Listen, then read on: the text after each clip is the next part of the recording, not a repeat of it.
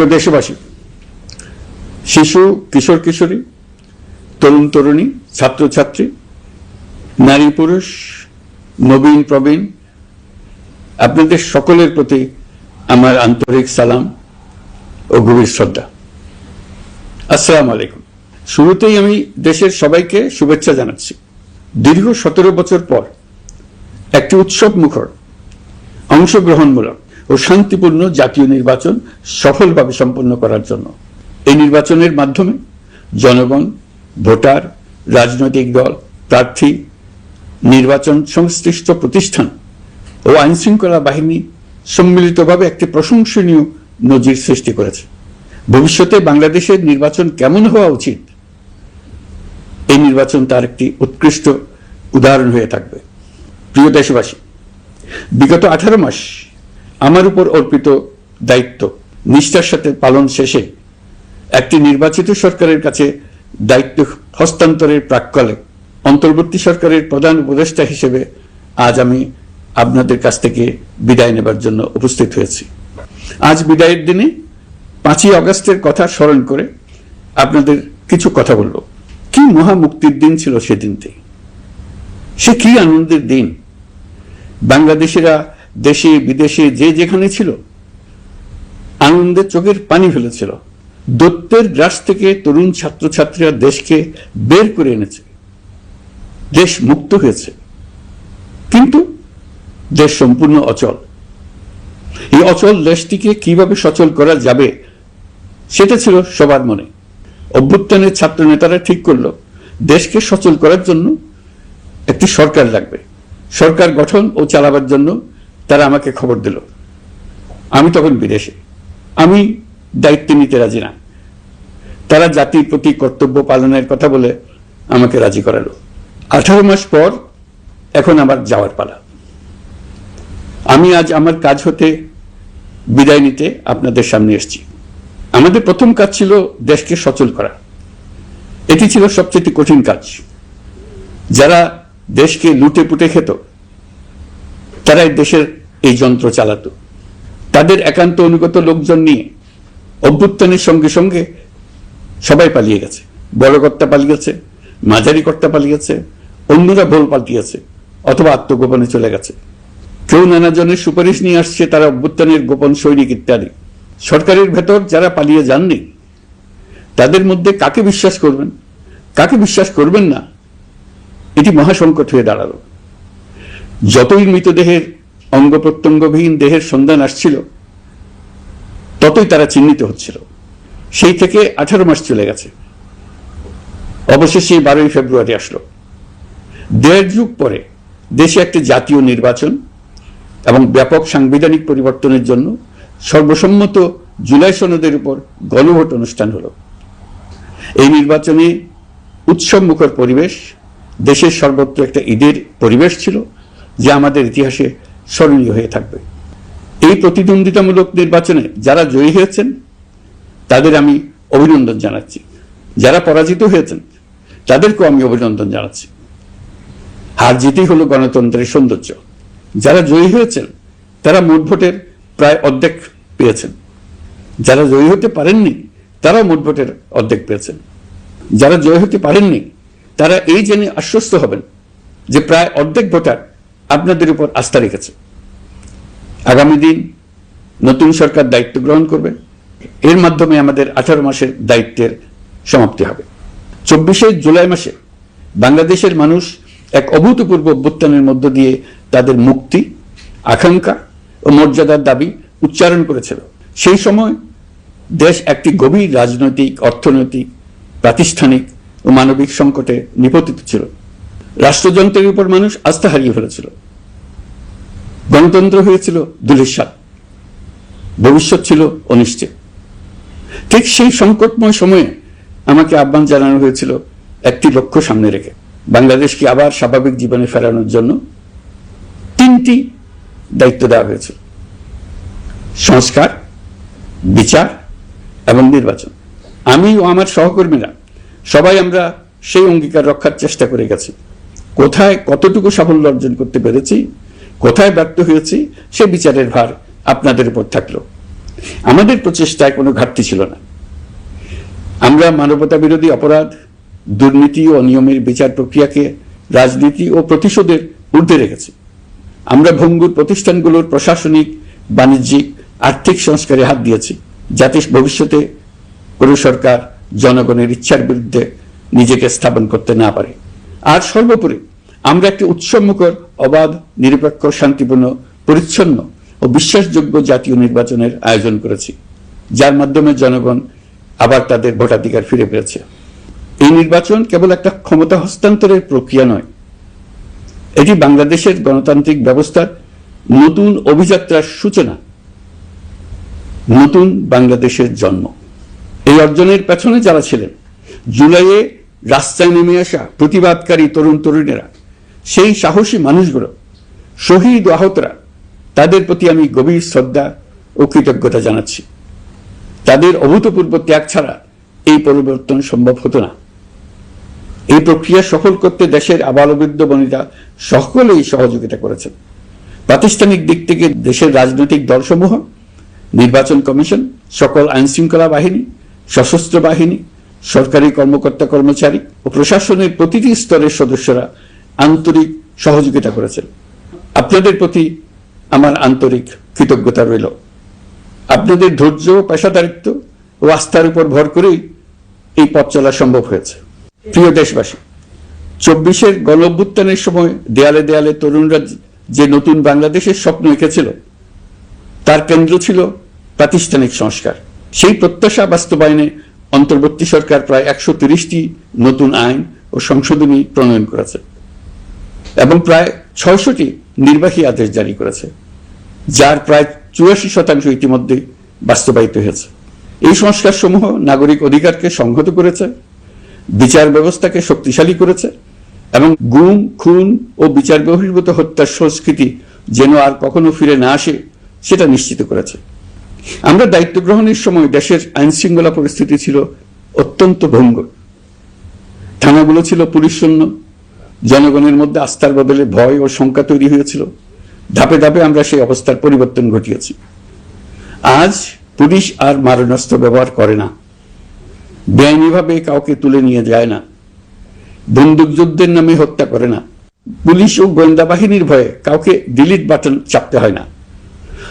জনবান্ধব ও জবাবদিহিমূলক বাহিনী হিসেবে গড়ে তোলার লক্ষ্যে পুলিশ কমিশন অধ্যাদেশ 2025 প্রণয়ন করা হয়েছে। বিচার বিভাগকে স্বাধীন ও শক্তিশালী করতে পৃথক সচিবালয় গঠন, বিচারক নিয়োগের স্বচ্ছ কাঠামো এবং দেওয়ানি ও ফৌজদারি আইনে যুগান্তকারী সংস্কার করা হয়েছে। সেপারেশন অব জুডিশিয়ারির জন্য মাজদার হোসেন মামলার রায় আমরা বাস্তবায়ন করে গেলাম। গুমকে মানবতার বিরুদ্ধে অপরাধ হিসেবে স্বীকৃতি দিয়ে আন্তর্জাতিক অপরাধ ট্রাইব্যুনাল আইন সংশোধন করা হয়েছে। বিচার প্রক্রিয়াকে স্বচ্ছ করতে রায় সরাসরি সম্প্রচারের সুযোগ, বিদেশি আইনজীবী নিয়োগ এবং অন্তর্বর্তী আপিলের বিধান যুক্ত করা হয়েছে। বাংলাদেশ যেন আর কখনো মানবাধিকারহীন রাষ্ট্রে পরিণত না হয় সেই লক্ষ্যে জাতীয় মানবাধিকার কমিশন অধ্যাদেশ জারি করা হয়েছে এবং কমিশন গঠন করা হয়েছে। প্রিয় দেশবাসী, একটি সমাজ তখনই উন্নত হয় যখন তার নারীরা নিরাপদ, সম্মানিত ও সমান অধিকারপ্রাপ্ত। উন্নয়ন তখনই টেকসই হয় যখন নারীরা সিদ্ধান্ত গ্রহণে, অর্থনীতিতে, শিক্ষায় ও নেতৃত্বে সমানভাবে অংশ নিতে পারেন। যে নতুন বাংলাদেশের স্বপ্ন আমরা দেখছি, নারীদের অগ্রযাত্রা ছাড়া তা গড়ে তোলা সম্ভব নয়। নারী ও শিশু সুরক্ষা, যৌন হয়রানি প্রতিরোধ অধ্যাদেশ, পারিবারিক সহিংসতা প্রতিরোধের অধ্যাদেশ এবং নারী ও শিশু নির্যাতন দমন আইন সংশোধন করা হয়েছে।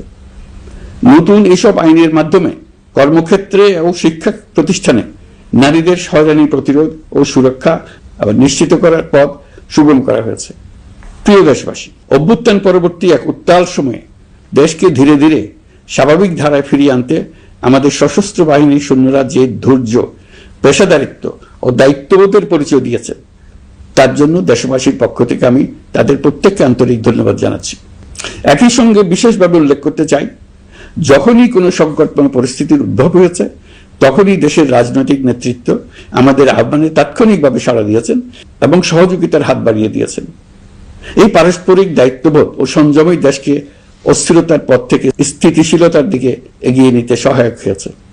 স্বৈরাচারের 16 বছরে এদেশের রাজনৈতিক নেতাকর্মীরা যে ভয়াবহ নিপীড়ন, মামলা হামলা, গুম ও হত্যার শিকার হয়েছেন তা আমাদের জাতির জন্য এক গভীর বেদনাদায়ক শিক্ষা। এই অভিজ্ঞতা আমাদের স্মরণ করিয়ে দেয় যাতে ভবিষ্যতে আর কখনো কোনো জালেম মাথাচাড়া দিয়ে উঠতে না পারে, যেন আর কখনো ফেসিবাদ প্রতিষ্ঠিত না হয়, শত শত আয়নাঘর সৃষ্টি না হয়, বিচার বহির্ভূত হত্যা ফিরে না আসে।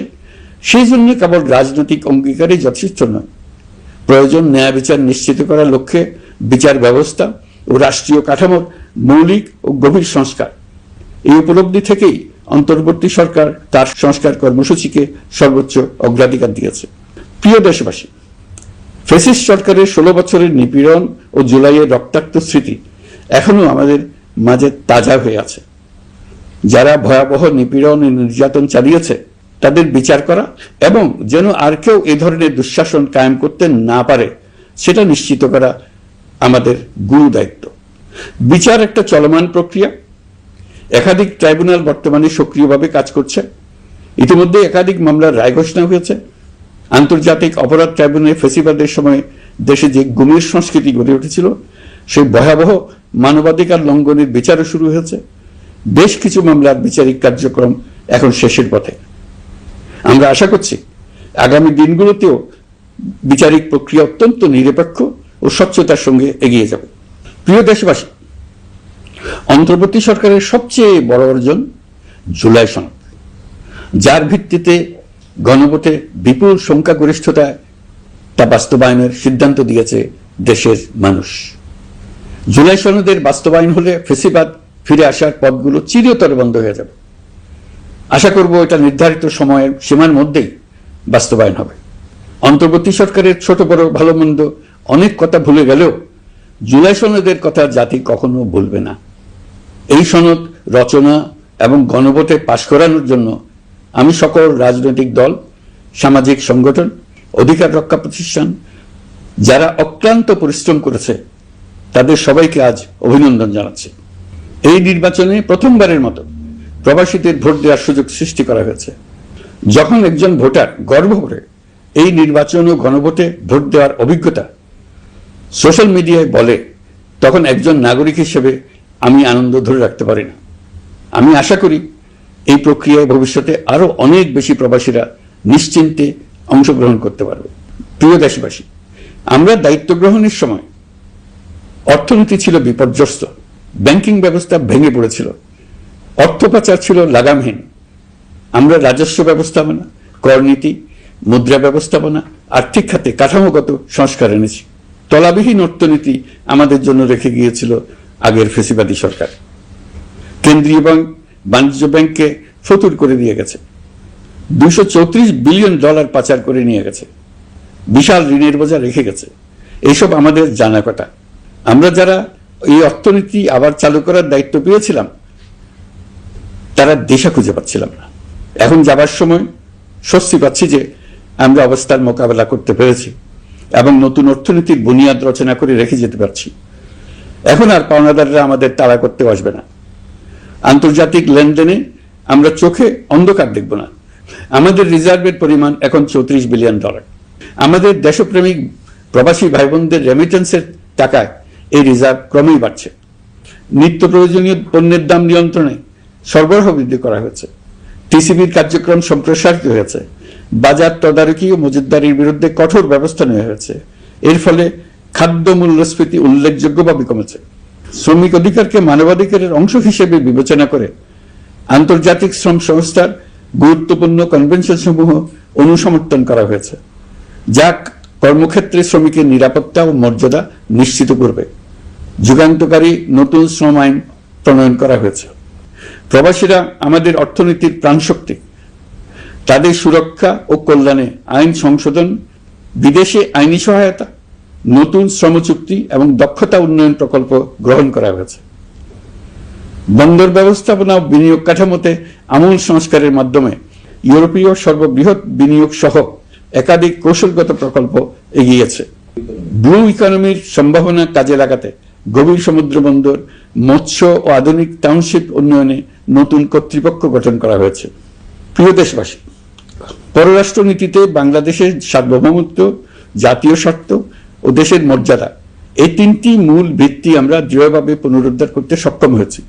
নতজানু পররাষ্ট্রনীতি কিংবা অপর দেশের নির্দেশনা ও পরামর্শ নির্ভর বাংলাদেশ এখন আর নয়। আজকের বাংলাদেশ নিজের স্বাধীন স্বার্থ রক্ষায় আত্মবিশ্বাসী, সক্রিয় ও দায়িত্বশীল। বিশ্বের সকল দেশের সঙ্গে পারস্পরিক সম্মান ও স্বার্থের ভিত্তিতে সম্পর্ক গড়ে তুলতে আমরা প্রতিশ্রুতিবদ্ধ।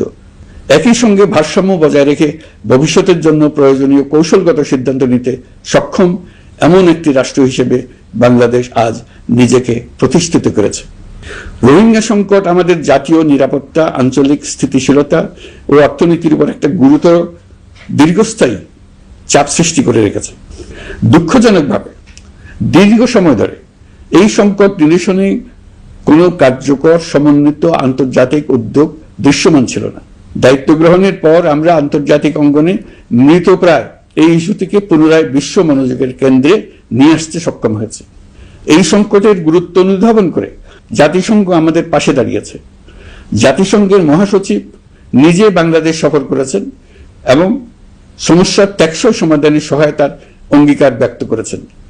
আমার অনুরোধে জাতিসংঘে রোহিঙ্গা বিষয়ে বিশেষ সভা অনুষ্ঠিত হয়েছে। প্রিয় দেশবাসী, দীর্ঘ ফ্যাসিবাদী শাসনামলে বাংলাদেশের সশস্ত্র বাহিনীর সক্ষমতা ও আধুনিকীকরণের বিষয়টি পরিকল্পিতভাবে উপেক্ষিত ছিল। আমরা অল্প সময়ের মধ্যেই সেই অবস্থার মৌলিক পরিবর্তনের সূচনা করতে পেরেছি। দায়িত্ব গ্রহণের পর থেকেই বর্তমান সরকার সশস্ত্র বাহিনীর সক্ষমতা বৃদ্ধি, আধুনিকায়ন এবং যে কোনো ধরনের আগ্রাসন কার্যকরভাবে মোকাবেলার জন্য সশস্ত্র বাহিনীকে উপযোগী করে গড়ে তোলাকে অগ্রাধিকার দিয়েছে। সশস্ত্র বাহিনীর প্রতিরক্ষা সক্ষমতা বৃদ্ধি একটি ব্যয়বহুল প্রক্রিয়া হলেও বর্তমান বৈশ্বিক বাস্তবতায় বহির্বিশ্বের সম্ভাব্য হুমকি ও আগ্রাসন মোকাবেলার জন্য এর কোনো বিকল্প নেই। এই বাস্তবতা বিবেচনায় নিয়ে অন্তর্বর্তী সরকার তার সীমিত মেয়াদের মধ্যে সেনাবাহিনী, বিমান বাহিনী ও নৌবাহিনীর সক্ষমতা বৃদ্ধিতে যুগান্তকারী পদক্ষেপ গ্রহণ করেছে। আমি দৃঢ়ভাবে বিশ্বাস করি এই উদ্যোগগুলোর ধারাবাহিকতা ভবিষ্যতের নির্বাচিত গণতান্ত্রিক সরকার সমূহ অব্যাহত রাখবে, যাতে বাংলাদেশের জাতীয় নিরাপত্তা, স্বাধীনতা, সার্বভৌমত্ব, আঞ্চলিক অখণ্ডতা দীর্ঘমেয়াদে নিশ্চিত করা যায়। প্রিয় দেশবাসী, বাংলাদেশ এখন কেবল সংকট থেকে উত্তরণের গল্প নয়, বাংলাদেশ আজ অমিত সম্ভাবনার দেশ। আমাদের ছেলে মেয়েরা অসীম সম্ভাবনা নিয়ে জন্মায়। এটি সাহসী, সৃজনশীল, উদ্যমী তরুণদের দেশ। তাদের দরকার উপযুক্ত শিক্ষা, বিশ্বমানের প্রশিক্ষণ এবং এমন একটি রাষ্ট্র ব্যবস্থা যেখানে মেধা ও পরিশ্রম ও সততার মূল্য আছে।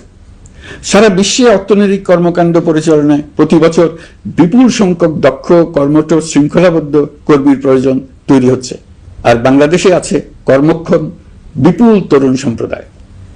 আমরা যদি এই বৈশ্বিক চাহিদা পূরণে উপযুক্ত পদক্ষেপ গ্রহণ করি, তাহলে জাপান, কোরিয়া, মধ্যপ্রাচ্য, ইউরোপ, উত্তর আমেরিকা সহ সবাই চাইবে বাংলাদেশের তরুণ তরুণীদের শ্রম, মেধা ও সৃজনশীলতা ব্যবহার করতে।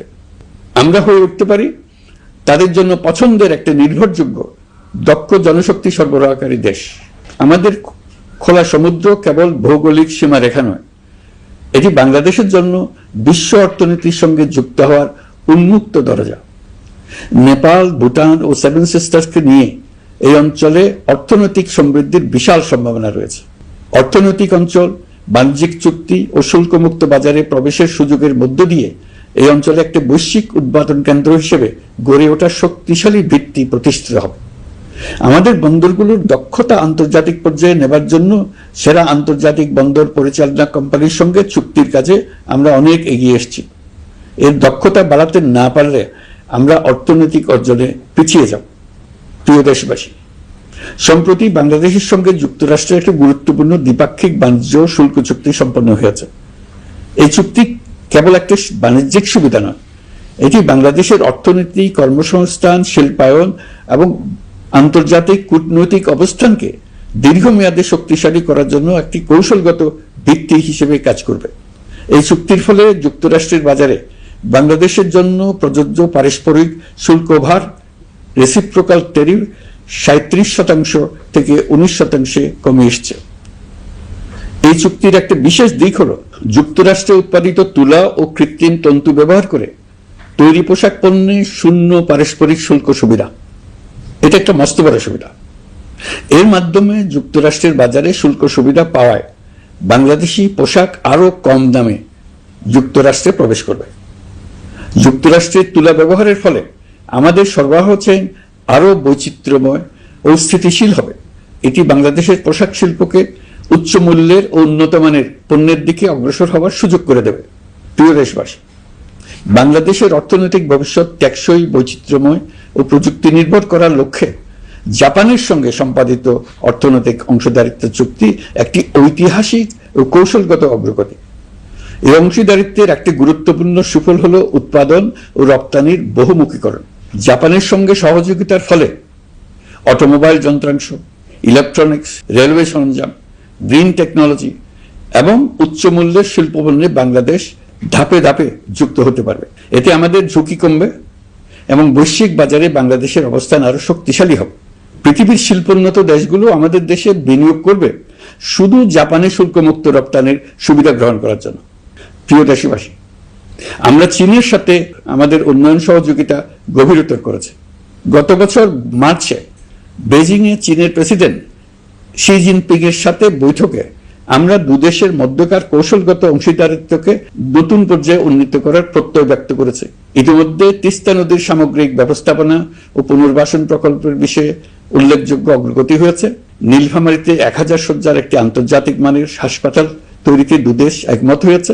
এই কাজটি আমরা এগিয়ে নিতে পেরেছি। আমরা এমন একটি বাংলাদেশ গড়ে তুলতে চাই যে বাংলাদেশ শুধু স্বল্প মূল্যের শ্রমনির্ভর অর্থনীতি নয়, বরং দক্ষতা ও প্রযুক্তি ও মূল্য সংযোজন ভিত্তিক অর্থনীতিতে রূপান্তরিত হবে।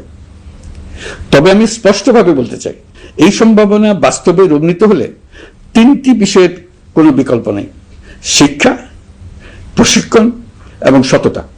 অতীতে রাষ্ট্রীয় ব্যবস্থাপনায় সীমাহীন দুর্নীতি, অসততা, অনিয়ম ও জালিয়াতিকে উৎসাহিত করা হয়েছিল। সেই সংস্কৃতি আমাদের পেছনে টেনে রেখেছিল, আমাদের বিশ্বাসযোগ্যতা ক্ষুণ্ণ করেছিল। নতুন বাংলাদেশকে সেই পথ থেকে সরে আসতে হবে। আমাদেরকে প্রতিজ্ঞাবদ্ধ হতে হবে নিয়ম মানায়, প্রতিশ্রুতি রক্ষা, মান বজায় রাখা, রাষ্ট্রের প্রতিটি স্তরকে দুর্নীতিমুক্ত করায়, স্বচ্ছতা ও দায়বদ্ধতা নিশ্চিত করা।